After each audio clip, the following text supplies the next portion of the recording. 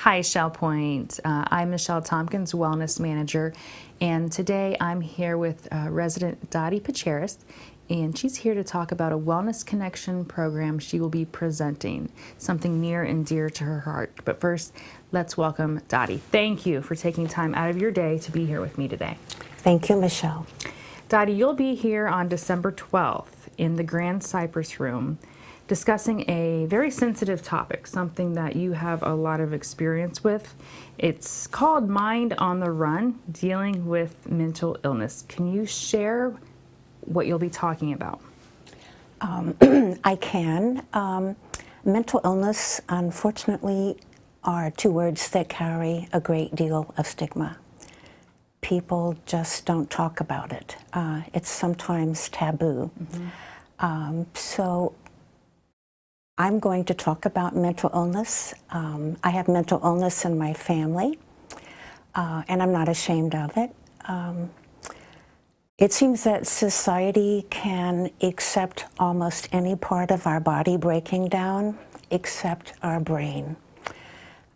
People who receive a diagnosis of cancer, Parkinson's, Lou Gehrig's disease, are not reflected upon in the same negative way as if you receive a diagnosis of mental illness.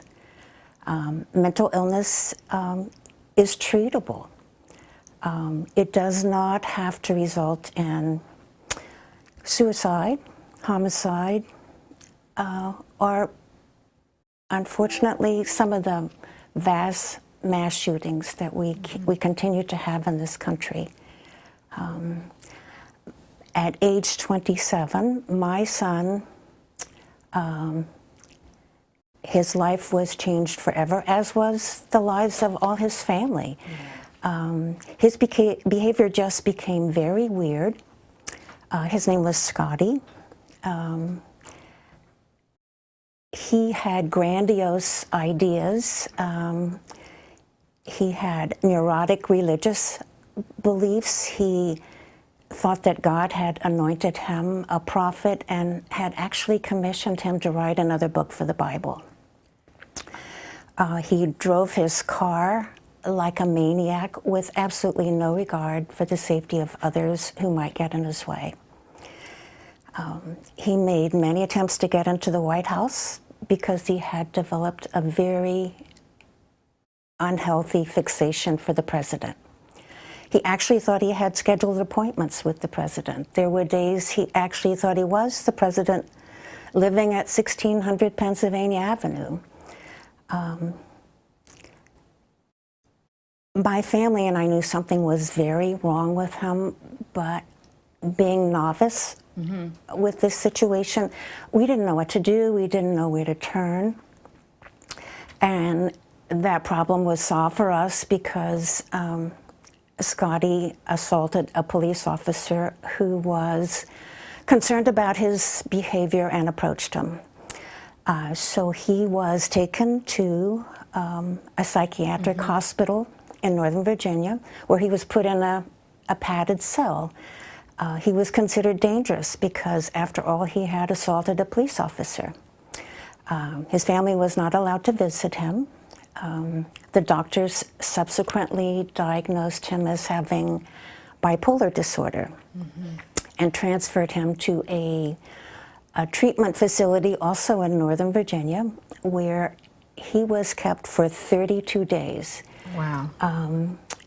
And he was so out of touch with reality that my family feared he would never regain his health. But fortunately, after about the first 10 days of forced medications, we were able to see signs that the real Scotty was returning to us. And I had the opportunity and pleasure to read Mind on the Run. And if anyone knows me, they know that I am a long reader. It takes me a long time to read a book. I couldn't put your book down.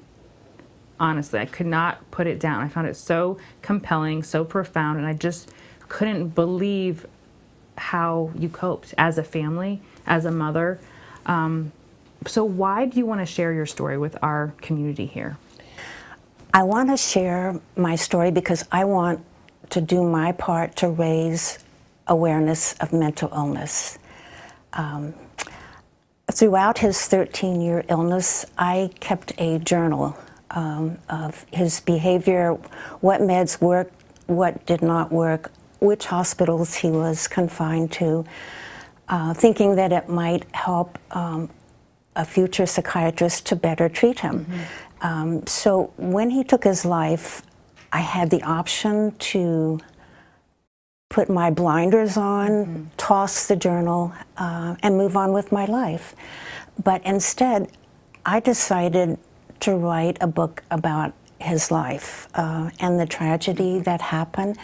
And I've had a lot of feedback from people who say, thank you for sharing such a private part of your life. So I'm glad I wrote the book. It's been well received. You're right, we should not be ashamed of this, and the more awareness and education that you bring to everyone out there can only help. You know? Absolutely. Mental illness carries such stigma. After my son's diagnosis, his wife of only 10 months filed for divorce because her parents could not accept the stigma of having a mentally ill son-in-law.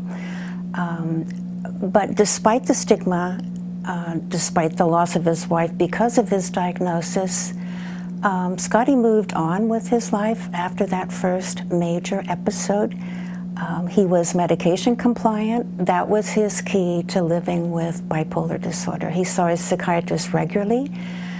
He was becoming very successful in his career. That's right. And then, for reasons known only to him, he stopped taking his meds.